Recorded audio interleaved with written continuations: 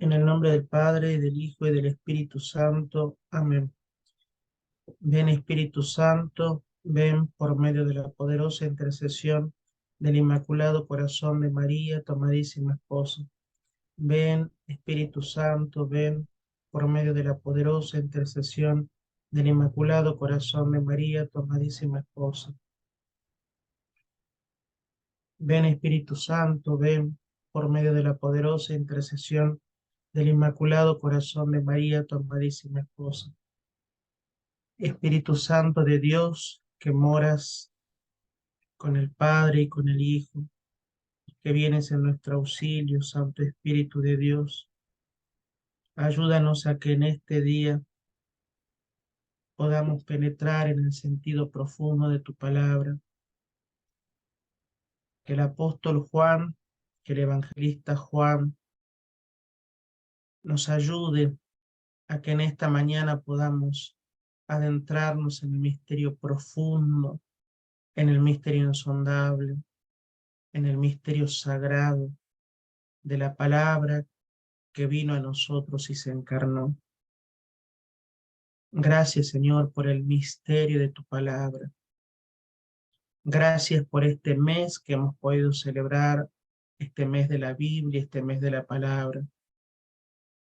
Te pedimos por la intercesión de San Jerónimo, amar la Escritura, no desconocer jamás la palabra que es fuente de vida, fuente de salvación. Derrama sobre nosotros el espíritu de discernimiento. Derrama sobre nosotros el espíritu de interpretación genuina de la palabra de Dios. Y sobre todo, Señor, prívanos del error. Corrígenos cuando malinterpretemos tu palabra, cuando querramos hacer lecturas falsas o mentirosas de la palabra. Cuando la lectura que hagamos de la palabra no ayude a la unidad, auxílianos, Señor. Que la palabra de Dios, Señor, sea el faro de nuestras vidas, el camino a seguir. Que sobre todo nos trace el sendero de misericordia que quieres para todos y cada uno de nosotros. Por Cristo nuestro Señor. Amén. Bueno, queridos hermanos, muchas gracias por conectarse en esta mañana de sábado. Con esta catequesis del Evangelio de Juan, damos por terminado todo lo que hemos empezado a trabajar en estos sábados de septiembre, estos breves comentarios que hemos hecho sobre el Evangelio de Mateo, Marcos, Lucas y Juan. Y qué hermoso poder terminar este mes en este día tan importante para la Iglesia como es la fiesta de San Jerónimo, el patrono de los biblistas, y más que el patrono de los biblistas, el patrono de aquellos que buscamos conocer a Cristo, de aquellos que buscamos conocer a Cristo. San Jerónimo nos deja algunas enseñanzas muy bonitas. Esta es una breve introducción. Les dejo algunas pequeñas frases de San Jerónimo que nos van a ayudar mucho. Primero, San Jerónimo sostenía como su primera idea base que ignorar las Escrituras es ignorar a Cristo. Esta es la primera idea base que nos da San Jerónimo. Ignorar las Escrituras es ignorar a Cristo. Por lo tanto, el plan de acción del Señor, el plan de acción de la Iglesia, hoy que se han nombrado nuevos cardenales, el plan de acción de la sinodalidad, el plan de acción de todo movimiento en el espíritu, tiene que ser la palabra. Lo dice San Jerónimo, que fue uno de los traductores de la Sagrada Escritura. Aquel que ignora la palabra, ignora a Cristo. Primera enseñanza. ¿Y por qué San Jerónimo puede decir esto? Porque primero que San Jerónimo no solamente es santo, no solamente que es el traductor de la Sagrada Escritura, sino que la Iglesia lo nombró también doctor de la Iglesia. Lo nombró doctor de la Iglesia. ¿Por qué? Porque San Jerónimo, a pesar de que se desveló por la Sagrada Escritura, sintió que desvelándose por la Sagrada Escritura tenía que ayudar a los más pobres, a los más débiles. Y eso lo animó a escribir muchos comentarios sobre la Sagrada Escritura, a tal punto que recibió un regalo del cielo muy bonito. En una Navidad se le aparece el niño Jesús. En una noche de Navidad se le aparece el niño Jesús a San Jerónimo, como preludiando lo que hoy vamos a ver, el prólogo del Evangelio de San Juan. Qué bonito que es entender que la palabra de Dios se hace presente, que la palabra de Dios tiene vida, y no solamente vida, sino que trae vida en abundancia y salvación. Esta palabra que enamoró el corazón de San Jerónimo también lo llevó a que San Jerónimo nos dijera a nosotros un consejo. Anótenlo, por favor. San Jerónimo dice que cuando tú oras, le hablas a Jesús. Cuando tú oras, le hablas a Jesús. Pero cuando lees la Escritura, es Él quien te habla. Qué bonito esto, ¿no? Cuando tú oras, le hablas a Jesús. Pero cuando lees la Escritura, es Él quien te habla. Hay una íntima relación entre la lectura orante de la palabra, hay una íntima relación entre el diálogo que parte de la palabra, que es un ejercicio de la voluntad también, y el decir de Dios en la palabra. Hace un tiempo atrás, cuando me tocó compartir con ustedes un pequeñísimo comentario de la Dei Verbum, yo les decía esto: aquel que habla, no solamente habla, sino que me habla, nos invita a escuchar. Primera actitud, escuchar. Qué lindo será que nosotros revaloricemos el poder de la palabra de Dios, la preeminencia de la palabra de Dios. Como decía muy bien el padre Humberto en la catequesis que nos dio el 14 de septiembre, la palabra de Dios tiene que ser nuestro alimento. Y si ustedes me permiten, mis buenos amigos, la palabra de Dios a secas, no la palabra de Dios comentada por este, por aquel predicador, por aquel sacerdote. A veces siento tristemente en el corazón que nos desvelamos, nos desvivimos por escuchar el comentario de este predicador, de aquel otro sacerdote. Incluso en los grupos de WhatsApp parece que tenemos la manía de compartir. Compartimos tal reflexión, compartimos tal esto, compartimos tal aquello, porque me parece hermoso, porque me parece muy bueno, pero nos olvidamos que la palabra de Dios tiene que obrar en el corazón de cada uno como lo que es, como palabra de Dios, no como lo que obró en el corazón del otro. Ahora, cuando yo quiera estudiar, cuando yo quiera compartir la palabra así como en este ámbito, y bueno, ahí sí será importante leer los comentarios primero de los santos, la exégesis que hace la iglesia, ¿por qué no el aporte de los predicadores? Pero esto tiene que quedar muy claro. No puedo reducir el poder de la palabra, la acción de la palabra, a lo que diga tal o cual sacerdote.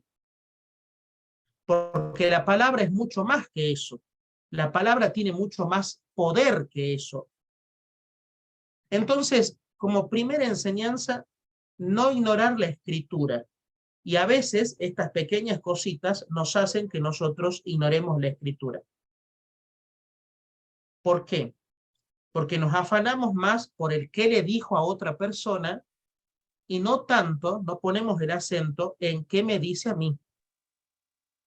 Por eso a mí la lección me encanta, porque la lección me hace que yo entre en contacto personal con la palabra. La lección hace que yo pueda descubrir el mensaje que la palabra tiene para mí en el aquí y en el ahora. Y les digo algo más. La palabra de Dios de los domingos, cuando se proclama en la Santa Misa, la homilía, que sigue inmediatamente la proclamación del Evangelio y de toda la liturgia de la palabra, no quiere ser un comentario a la palabra, sino que la homilía, esto lo dice el manual de homilética y también el ritual y también las rúbricas del misal romano, la homilía tiene que ser un bajar la palabra de Dios para que nosotros podamos ponerla en práctica. Obviamente que eso va a implicar una enseñanza de parte del que predica la palabra, pero no puede dar resultado, no encuentro un terreno fértil si yo primero no he abonado, yo no he regado. Esta mañana el Santo Padre, a mí me parece fundamental lo que dijo el Santo Padre. Es más, lo retrocedí al video como 2 o 3 veces para escucharlo.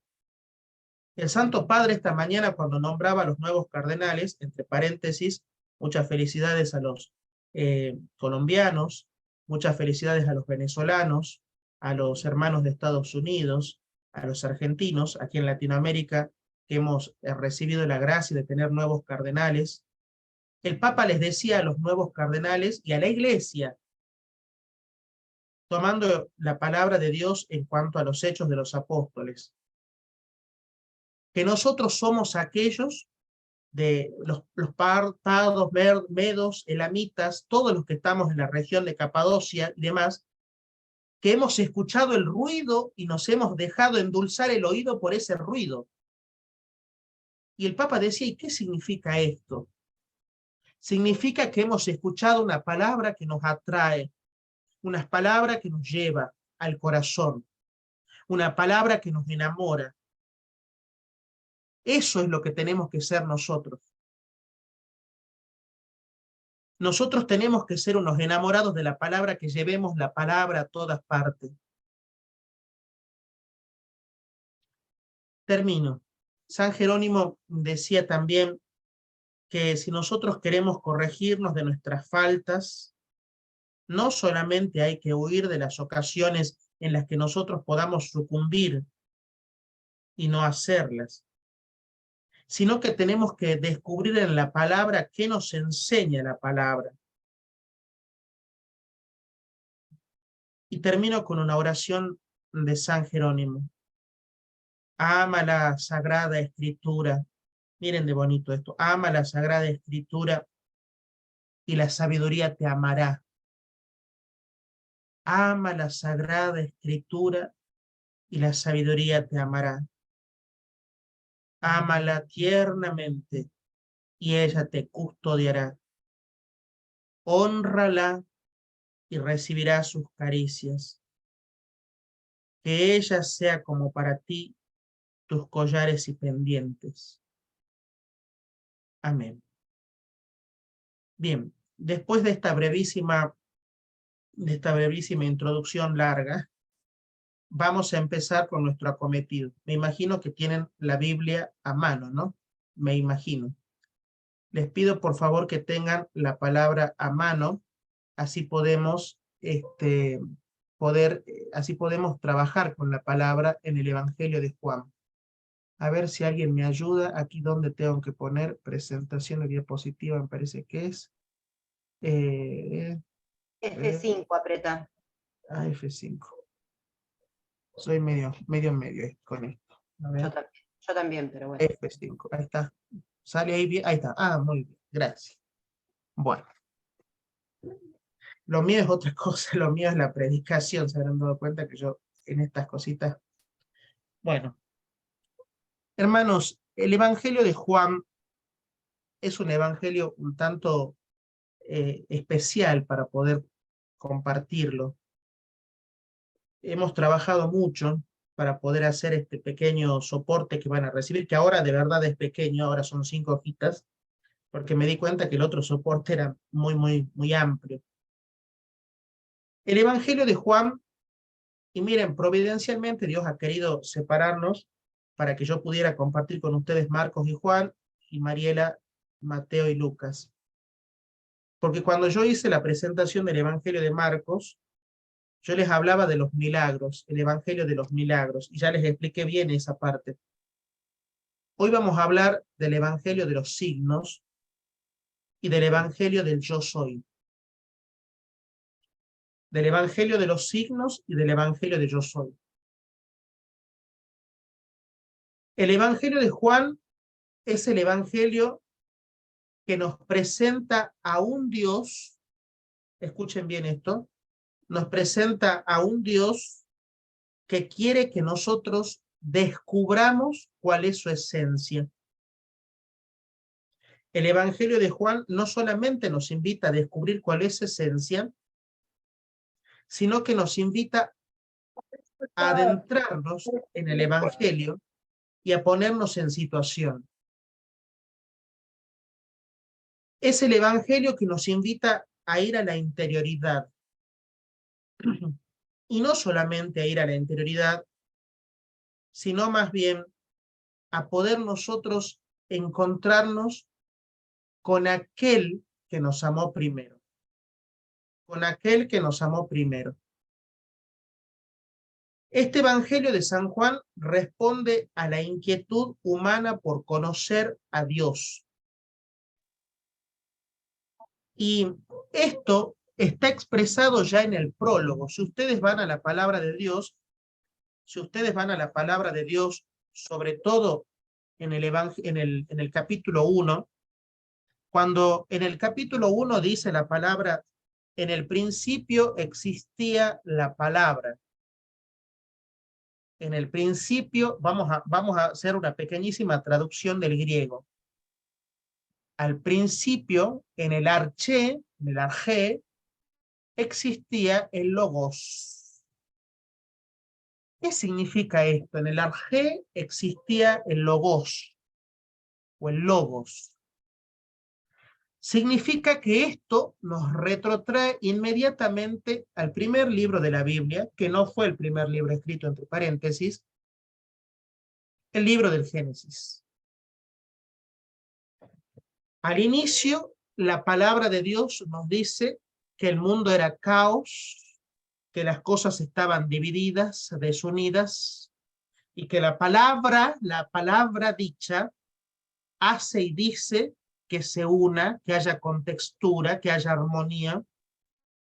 El Evangelio de Juan, en el arché existía el logos, y el logos era Dios. El Evangelio de Juan nos dice que ese caos original y originante, escuchen lo que estoy diciendo, la palabra del Evangelio de Juan nos dice que ese caos original y originante del Génesis, ahora revela que es la palabra de Dios, que estaba junto a Dios. ¿Por qué estoy hablando de esto? Porque el Evangelio responde a la inquietud humana de conocer a Dios. La comunidad a la que está escrito este Evangelio quiere saber quién es Dios, pero el verbo conocer no es el verbo conocer como quien tiene una curiosidad, como quien quiere chusmear la vida del otro. El verbo conocer habla de intimidad. El verbo conocer habla de intimidad. Y no solamente que habla de intimidad, sino que en la intimidad se da el mutuo conocimiento. La palabra me invita a que yo conozca la esencia de Dios, el que no se podía nombrar, pero también a que yo me conozca a mí mismo.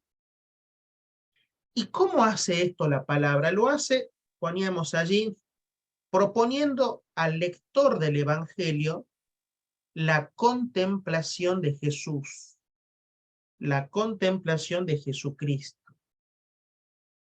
El Evangelio de San Juan es el Evangelio que nos invita a contemplar quién es este Cristo ungido, este Cristo que es salvación y que se hace presente.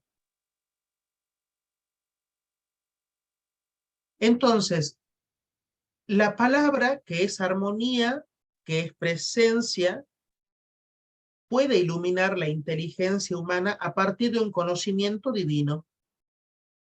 Ilumina nuestra esencia, nuestra existencia con un conocimiento divino a partir de la contemplación de alguien que me marque el camino, un camino válido para llegar a este conocimiento.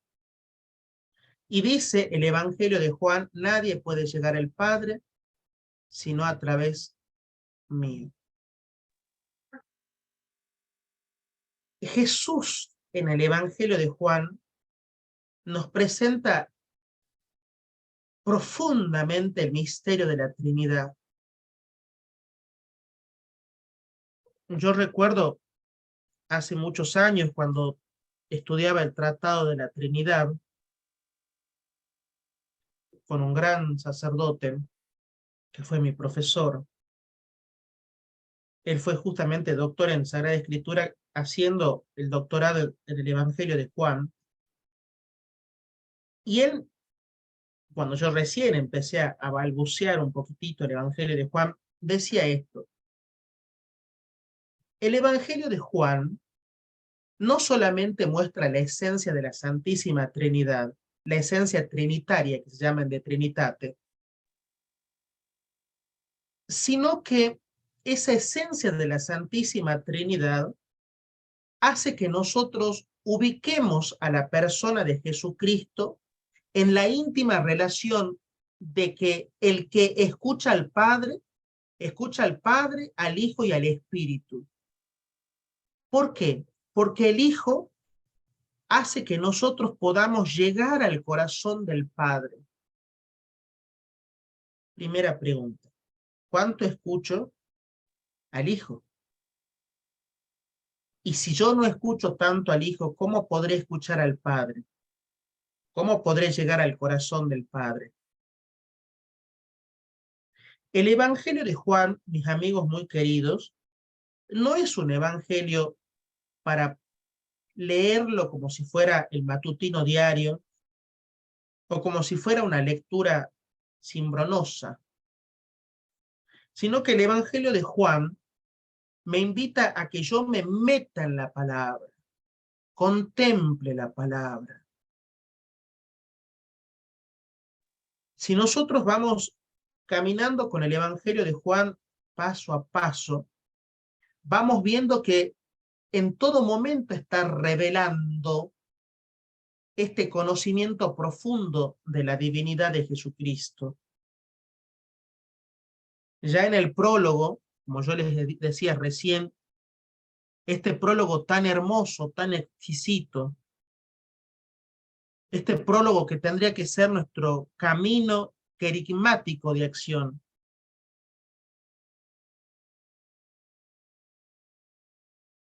En este prólogo incluso habla de Juan el Bautista y dice, él no era la luz, pero era testigo de la luz. Esa luz verdadera que ilumina a todo hombre. Esa luz que ilumina. Esa luz que vino a los suyos y que los suyos no lo recibieron. El mundo no lo reconoció. Esa luz que viene. Y el prólogo profundiza una cuestión muy importante que marca el corazón de la revelación. ¿Y saben qué, hermanos míos del corazón? No solamente que marca el centro profundo de la revelación, sino que marca el centro de la salvación. Porque la palabra de Dios en el prólogo de Juan proclama al mundo, acá poníamos en el PowerPoint, dice, canta a la gloria de Dios, de un Dios que nos ama tanto que viene a la tierra para mostrar, para develar, para revelar, sacar el velo, para dar a conocer el rostro de Dios.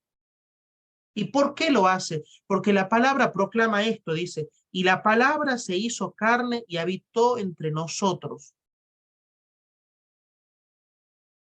La palabra se hizo carne y habitó entre nosotros. Acá está diciendo la palabra, el prólogo está diciendo, está cantando, está proclamando, está anunciando el misterio de la encarnación de Cristo. ¿Cómo será de rico el Evangelio de Juan que desde el minuto cero, desde el primer momento, ya desde el prólogo, nos dice que la centralidad de la palabra es el momento de la encarnación? Todo lo que ya hemos visto en Lucas, lo que hemos visto en Mateo, lo que hemos visto en Marcos, en este Evangelio no sinóptico, porque los sinópticos son los otros tres, quiere centrar la atención de los lectores en el profundísimo hecho de la encarnación. Y la palabra se hizo carne y habitó entre nosotros. Y dice, concluyendo el prólogo de su plenitud, todos hemos recibido gracia tras gracia. El prólogo te invita y me invita a que recibamos esas gracias tras gracias. El prólogo canta la gloria de un Dios que nos ama, de un Dios que es amor, de un Dios que se revela, de un Dios que se muestra, de un Dios que se da a conocer. Y acá viene lo otro. Se da a conocer porque el conocimiento que nosotros podemos tener o que podamos tener es un conocimiento finito. Entonces nos revela la esencia de Dios. Revelar o mostrar o develar, que es lo mismo, el rostro de Dios no es otra cosa que invitarte a ti y a mí a entrar en comunión divina con el Señor. Algunos datos a tener en cuenta. Probablemente Juan el Zebedeo escribió la base del Evangelio de Juan, y esto lo han contemplado ciertamente sus discípulos en Asia Menor. Algunos datos históricos, ¿no? La fecha de redacción del Evangelio se estima que se fue desarrollando alrededor del año 90, del año 100 después de Cristo. Y como yo les decía a ustedes, si nosotros prestamos atención incluso a la diferencia de género literario que tiene el Evangelio de Juan, nos vamos a posicionar en que este Evangelio, en la redacción que presenta, tiene un propósito muy profundo, que es que nosotros entremos en el conocimiento de la identidad de Jesús. Que nosotros podamos responder al final de la lectura sagrada del Evangelio, ¿quién es Jesús? Que es la pregunta que nos hace la palabra. Y es un poco, vuelvo a decir lo que dije hace 15 días atrás, y lo que ya dijo el padre Humberto el 14 de septiembre, qué interesante es ir escribiendo las preguntas que el Evangelio nos va mostrando. ¿Quién es Jesús? ¿Quién soy yo? Bueno, la palabra no solamente que nos pregunta quién soy yo, la palabra Jesús, sino que Jesús en el Evangelio de Juan va diciendo quién es Él, va develando cuál es el misterio de su identidad. Y por eso es que Juan, a propósito, escribe sobre este punto de la identidad de Cristo y habla que esta escritura, esta redacción inspirada por el Espíritu Santo, nos debe ayudar con una respuesta a las preguntas ¿por qué Juan escogió esta señal profunda de decir quién soy? ¿Cuál es la identidad? ¿Está intentando mostrarnos algo de Jesús? ¿El autor sagrado está intentando decirte algo a tu corazón, a mi corazón? ¿El autor sagrado está intentando que vamos haciendo un camino de conocimiento? Eso lo vamos a ir develando en momentos. Los destinatarios del Evangelio de Juan. Los destinatarios somos todos, la iglesia entera.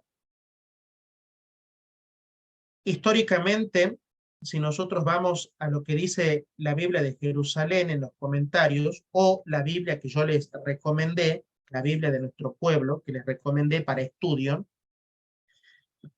históricamente está dirigido a los judíos y a los gentiles que venían del mundo greco-romano de aquella época. Recuerden ustedes, no voy a entrar en historia ahora porque sería muy profundo ya y no nos alcanzaría el tiempo. Quiero ir al corazón del Evangelio. Pero que recuerden que en la unificación del Imperio Greco-Romano había que proclamar un evangelio que ciertamente los romanos y los griegos pudieran tomarlo. ¿No? Entonces, a la luz de los signos de los tiempos, y acá quiero detenerme.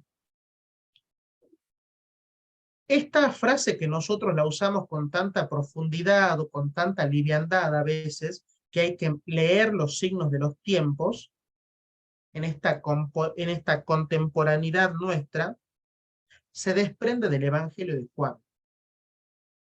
El Evangelio de Juan te invita y me invita a que yo pueda leer de otra manera los signos de los tiempos.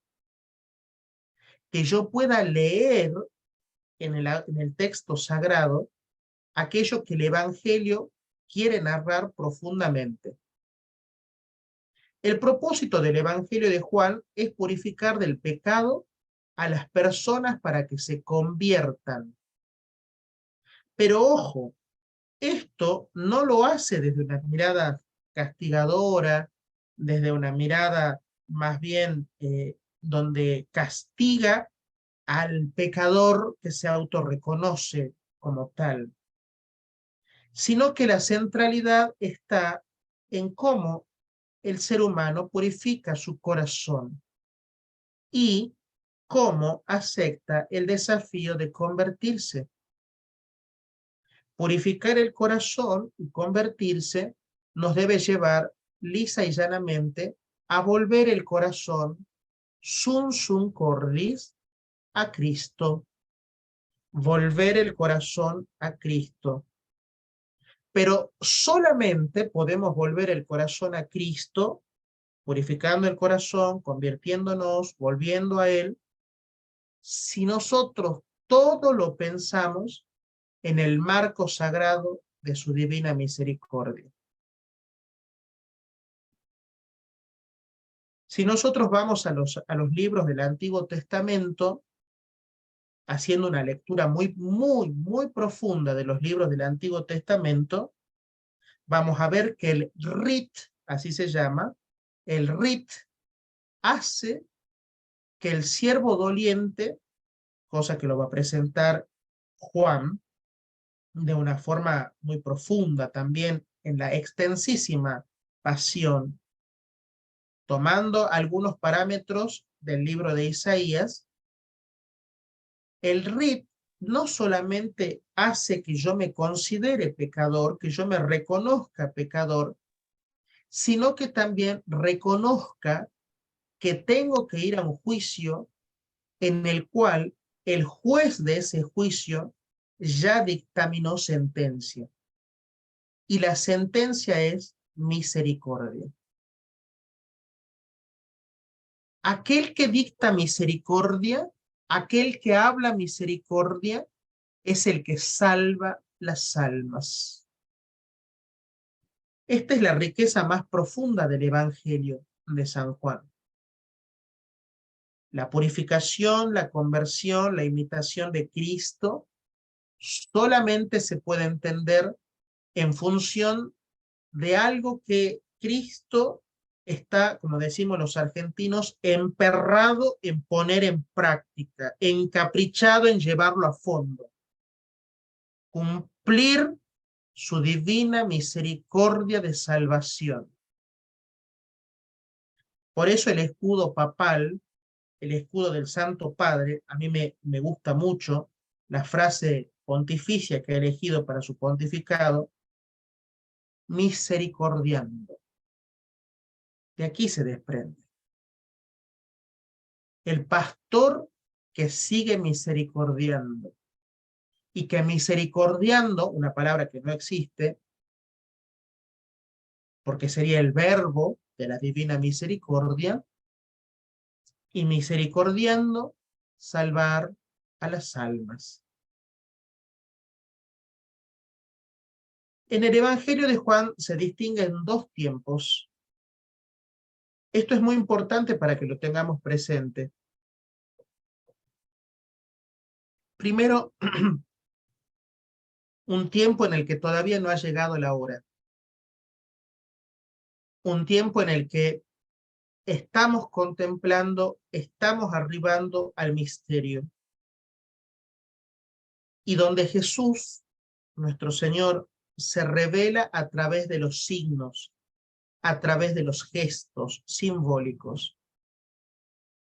El Evangelio de Juan no es el Evangelio de los milagros como Marcos. ¿Y por qué no? Porque el Evangelio de Juan es el Evangelio de los signos.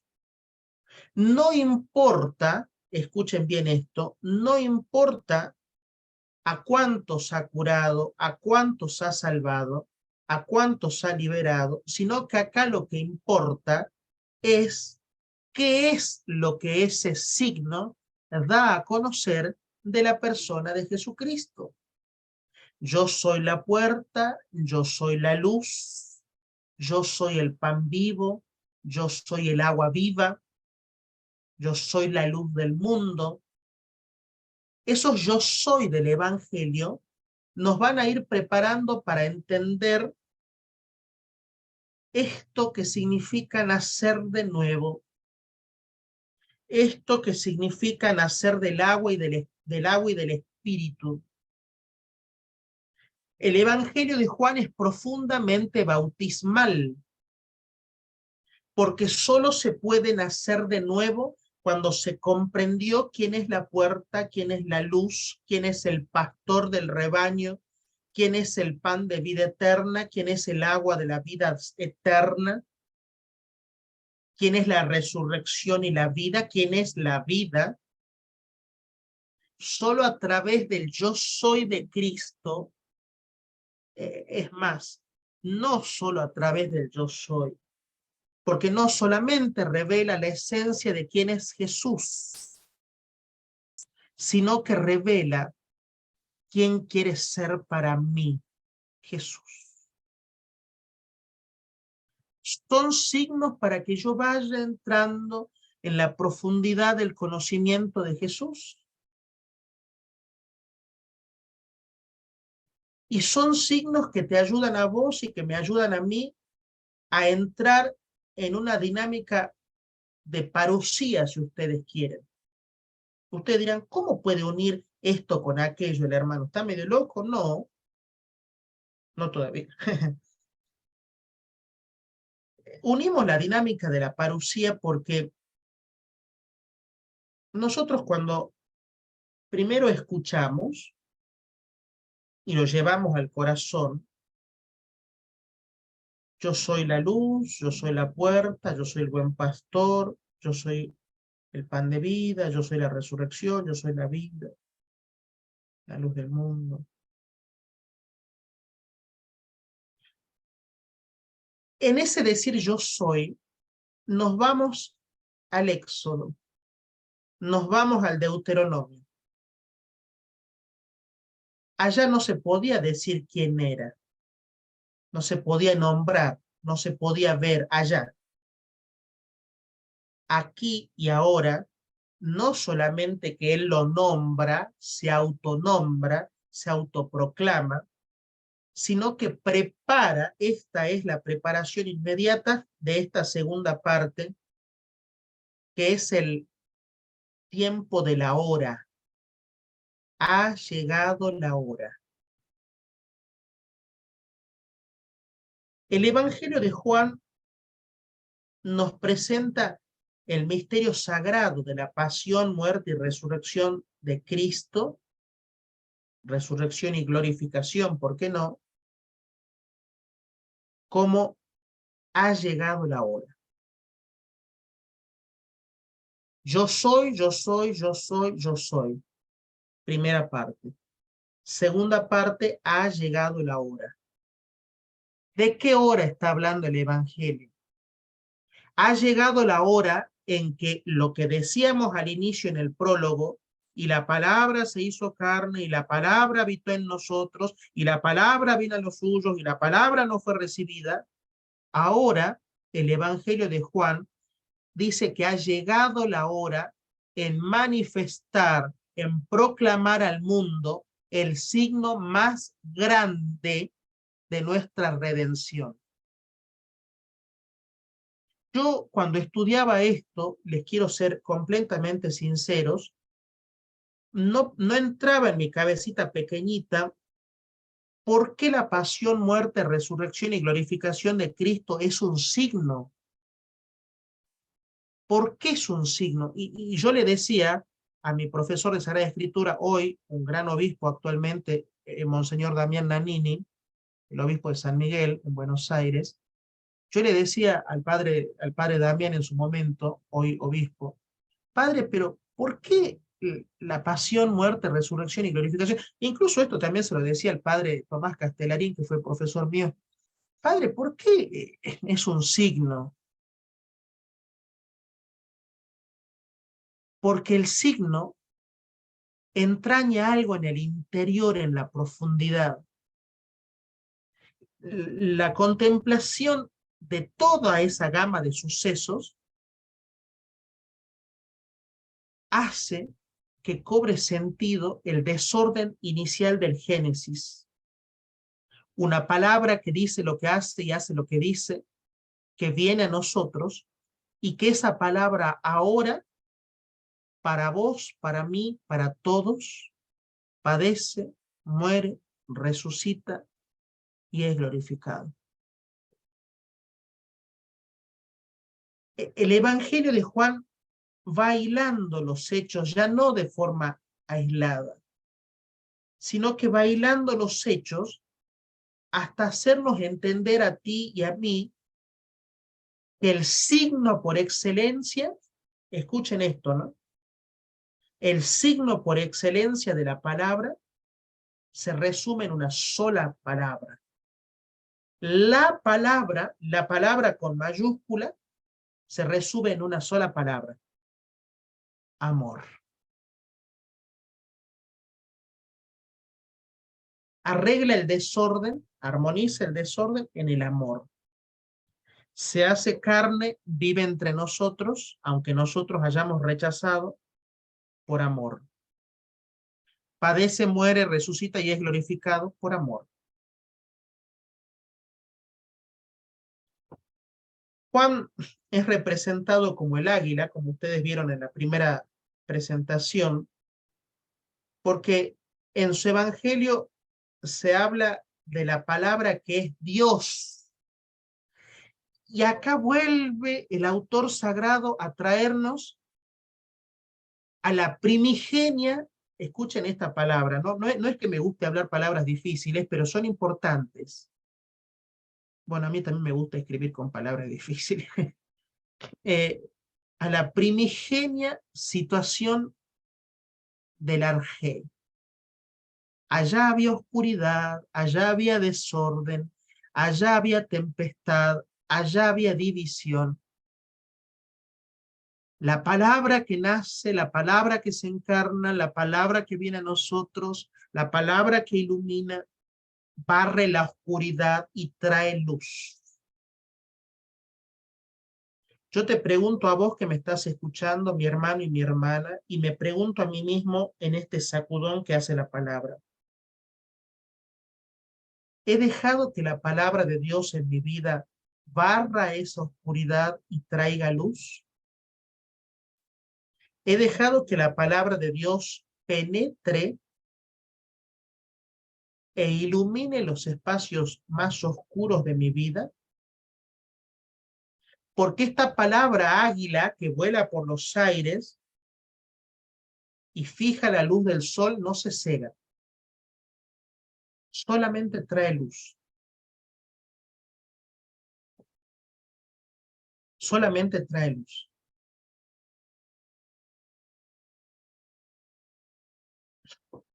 Vamos a hacer un brevísimo comentario sobre algunas partes del Evangelio.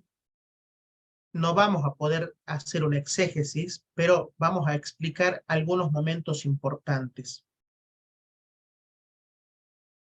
El Evangelio, según San Juan, los milagros de Jesús, pero ustedes ya saben que yo hablé de los signos.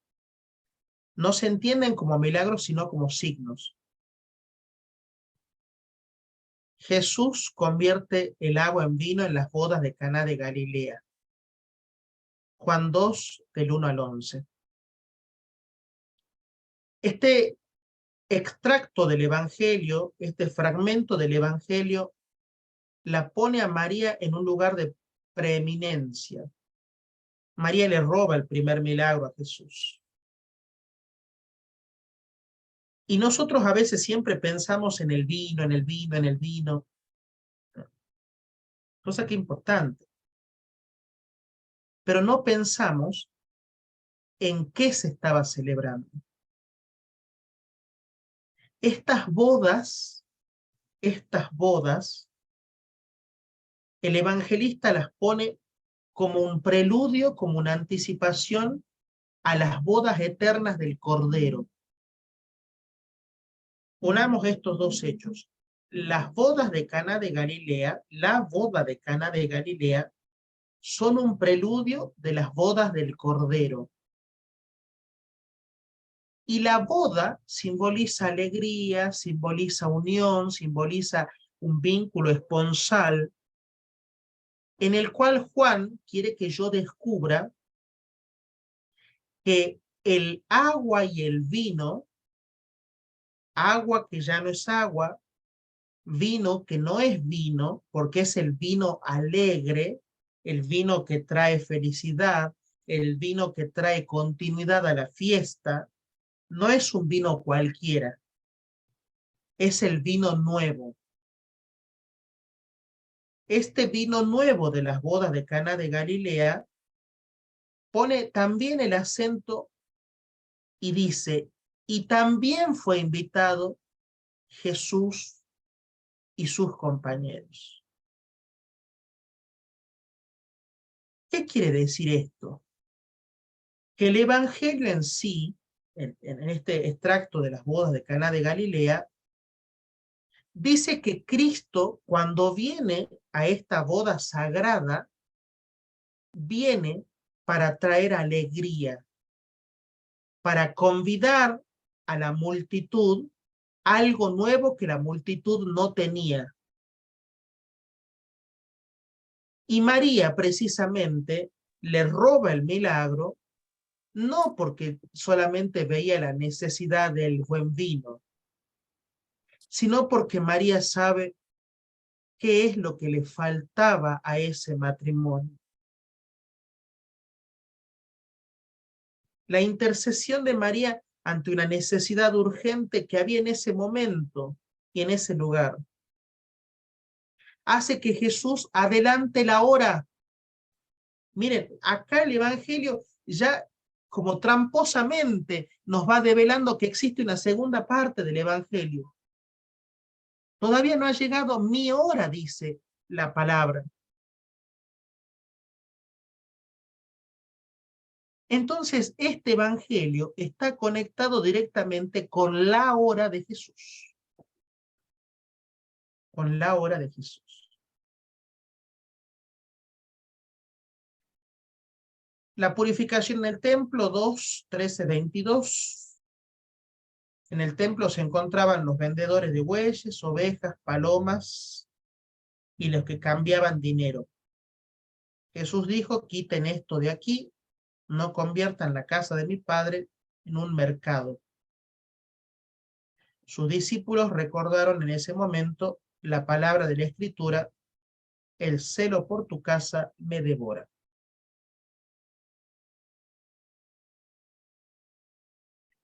Este fragmento de la Escritura es el fragmento que lo podemos también unir al Antiguo Testamento, donde dice que de las puertas del templo brotan manantiales de agua.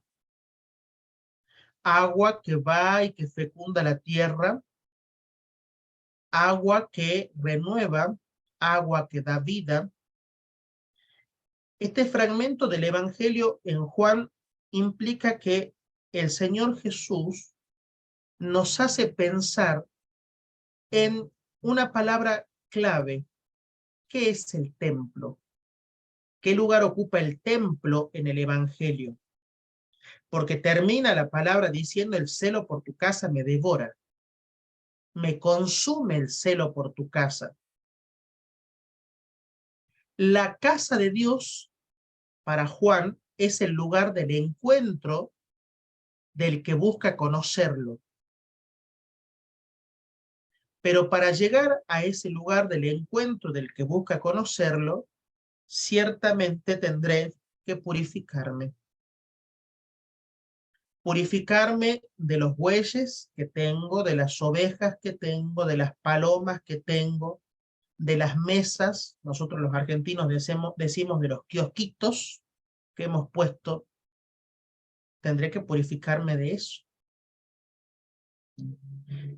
La aparente ira de Dios expresada en que Jesús armó ese látigo y sacó a latigazos a los que estaban convirtiendo la casa de Dios en un mercadeo, no habla sino de que Jesús quiere que respete el templo, no solo el templo material.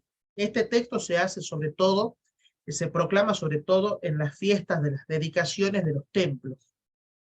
¿Saben lo que es dedicar un templo? A ver, si alguien sabe qué es dedicar un templo, me ayudan con la garganta también, que me diga, ¿quién sabe qué es dedicar un templo? Levanten las manitos o hablen, no sé. Leandro, buenos días. Dedicar un templo es consagrar ese templo a Dios. ¿Pero cómo? A ver, ¿quién Bueno, sabe cómo se dedica un templo? el El obispo templo lo es el cuerpo. consagra con los aceites. A ver, esperen la pregunta, esperen. A ver, la Ok. pregunta es doble. ¿Qué es dedicar un templo y quién lo dedica? A ver, respondamos. Jesucristo es el templo. Nosotros nos dedicamos a Dios nuestro tiempo y yendo a la misa, yendo a su casa del Señor. Buenos días, hermano. No sé si estará bien mi respeto o mal. Perdón. Siento que el obispo lo dedica y unge, no sé si es la palabra, el altar con el crisma. Y es todo un rito solemne. Sí, bien, Silvia. Ahí dio en el punto. Ahí. La dedicación de un templo la hace solo el obispo del lugar, el diocesano. Y la dedicación del templo implica que el altar esté vacío y se derrama, la palabra del rito es se derrama sobre el altar el crisma, se unge el altar. El obispo o el papa, a mí la ceremonia de dedicación que más me gustó es la dedicación de la Basílica de la Sagrada Familia en Barcelona, cuando la dedicó Benedicto XVI hace ya varios años. Benedicto XVI derramó el perfume sabroso, el perfume lleno de aroma sobre el altar, y una vez que con su mano con su mano, por eso estoy explicando el rito, con su mano ha derramado ese aceite sobre el altar, pone un incensario, pero los españoles le dicen de otro nombre. No me acuerdo cómo es que se llama la fogata esa grande que utilizan. ¿Cómo es que se llama? ¿Tuniferario? No. Bueno, ya me va a salir. No me sale. Pone con carbón ardiente un turiferario grande sobre el altar y sobre eso derrama incienso. Un incienso que en las misas se utiliza incienso, pero en esa misa de dedicación, el incienso tiene que subir todo hasta arriba y de ahí diseminarse por todo el templo. Y esa es la imagen del agua que se prolonga por los dinteles de las puertas. Después también se ungen las paredes, sobre todo 12 lugares en representación de los 12 apóstoles, y se encienden 12 velas alrededor del templo. Eso es la dedicación de la iglesia o de una catedral. Ustedes dirán, ¿para qué tantos signos? Porque esos signos nos remiten a este evangelio. Bueno, avanzo porque la verdad que voy muy retrasadito. Bueno, tercero, Jesús sana al hijo del noble. 4, 46, 54. En Caná de Galilea había un funcionario del rey que tenía el hijo enfermo en Cafarnaún, y éste le suplicó que fuera a su casa para sanarlo. Y Jesús le dijo, vete a tu casa, tu hijo está curado. El hombre creyó en las palabras del Señor y su hijo quedó sano.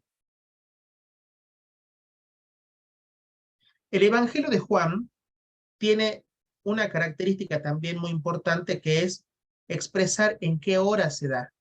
Era alrededor del mediodía, en el momento de la crucifixión. Bueno, en este texto dice, era alrededor de las 4 de la tarde. ¿Por qué el Evangelio lo presenta de esa forma tan profunda? Porque quiere darte a conocer a ti y a mí que es ahora cuando obra la palabra. Pero en ese ahora es cuando yo creo de verdad. El hombre que creyó en la palabra y quedó liberado, quedó sanado, quedó restaurado. El hombre que cree en la palabra queda sanado. Acá y ahora, a las 4 de la tarde, ahora a las 12 del mediodía, hora de Argentina, a las 9 de la mañana, hora México, a las 10 de la mañana, hora Colombia. Ahora, el que cree en la palabra del Señor queda liberado, queda sanado, queda restaurado. Ahora, andate a tu casa, le dice el funcionario, porque él ya fue curado. Y él no llegó a la presencia de Jesús. El funcionario, que tenía todo el poder, que tenía millones de súbditos a su alrededor, va a pedir por alguien que ama.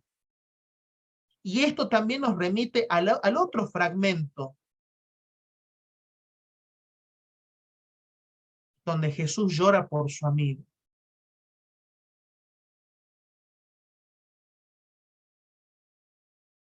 La palabra es un aquí y ahora. Y esto nos remite, como decía, a Lázaro. ¿Por qué nos remite a Lázaro? Porque solo creyendo en la palabra, con toda autonomía, con toda libertad, con toda profundidad, la palabra libera, sana, restaura. ¿Ven por qué yo les digo que nosotros tenemos que meternos en el mensaje central de la palabra sin importar quién lo está diciendo?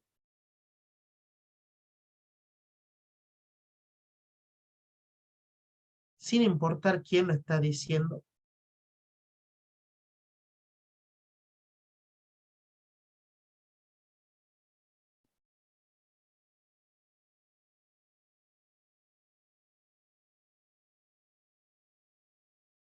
Jesús sana al paralítico, 5:1-15. Había un hombre que tenía 38 años, estaba paralítico. Jesús al verlo le preguntó, ¿quieres quedar sano? Algunos irónicamente preguntan por qué Jesús le pregunta al ciego, por qué le pregunta al paralítico si quiere quedar sano. Y le pregunta no porque no sepa la dolencia, sino que le pregunta porque el enfermo le dice, no tengo a nadie que me ayude.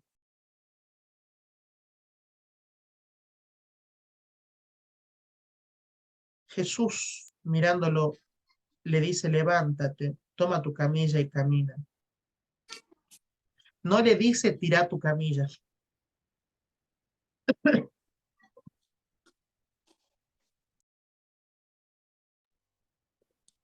No le dice, olvida tu pasado. Le dice, yo restauro ese pasado. Yo sano ese pasado. Levántate, toma ese pasado que es la camilla y empezá a caminar. Levántate, toma eso que te está haciendo mal, que te aqueja, y camina.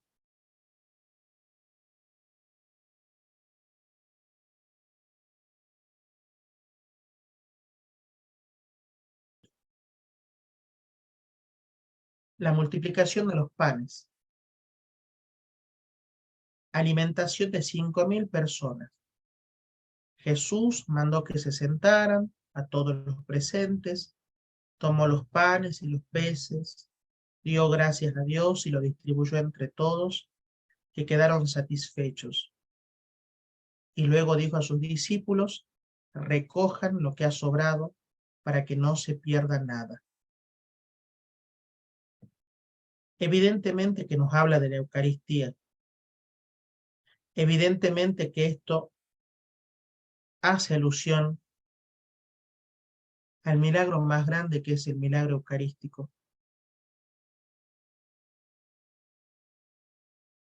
Jesús que muestra su compasión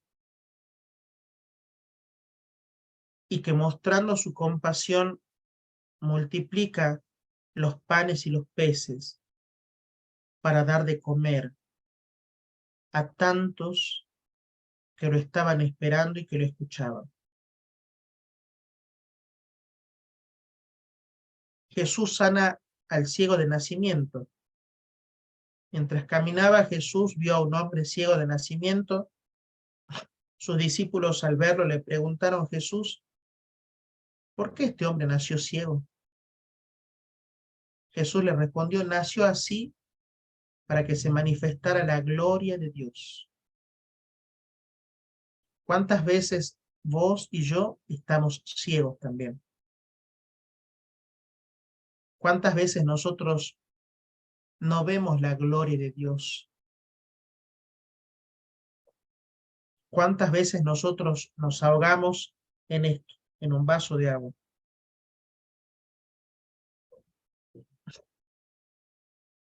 Y no vemos que todo ocurre para bien de los que lo aman.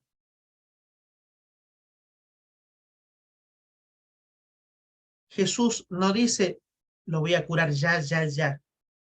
Sí lo cura, pero le explica al auditorio, a los que lo escuchan, que nació ciego para que se manifestara la gloria de Dios.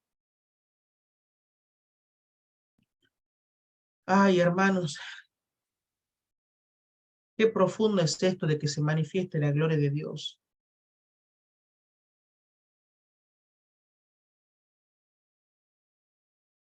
Qué profundo es esto de que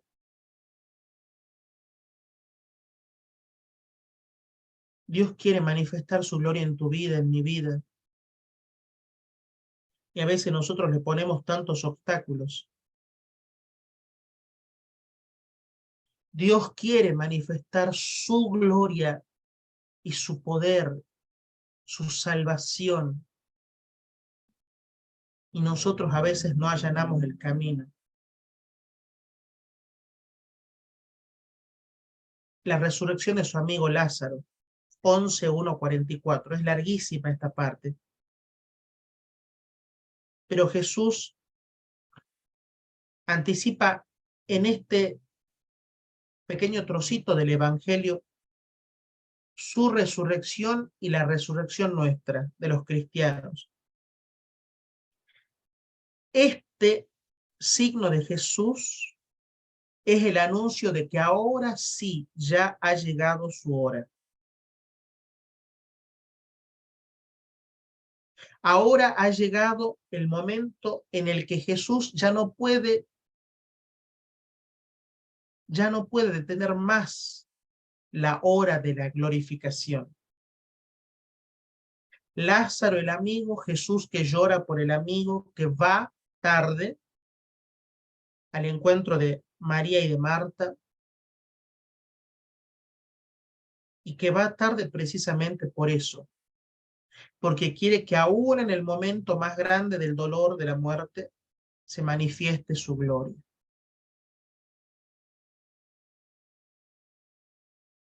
Con estos signos, con estas señales del Evangelio de Juan, Él nos quiere dar cuenta de que Jesús es el Mesías, es el Hijo de Dios.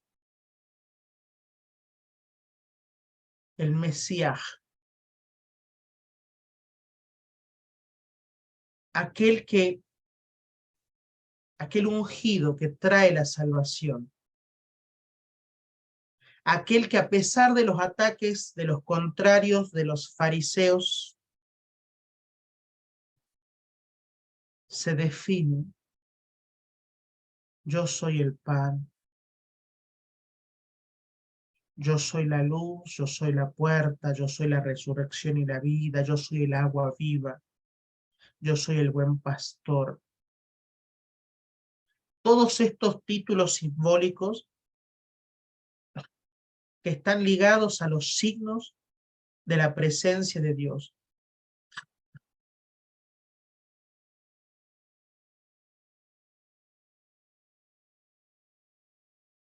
Bien.